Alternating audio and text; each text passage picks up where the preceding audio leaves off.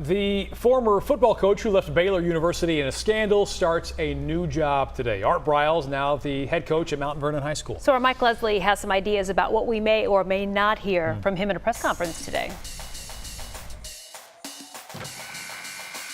The Dallas Cowboys are on an off day out in California today, and just in time for the focus to be back here in Texas for a day, Mount Vernon head football coach Art Briles will speak to the media.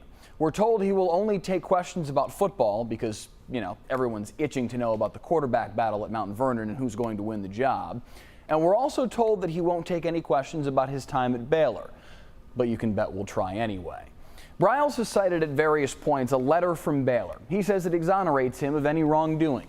In some ways, it does, but certainly not entirely. It explicitly says that the school is unaware of any circumstance in which Briles discouraged a victim from reporting a sexual assault. And it explicitly says Briles never played a student athlete who had been found responsible for sexual assault. But Briles is absolutely not blameless. There was still a culture within that program built by Briles that eschewed rules, and that did nothing to curtail the bad behavior of their worst actors. Maybe today he'll apologize for whatever role he did play in this scandal. He could at least do that, but I'm not holding my breath. I'm Mike Leslie. Have a great Monday.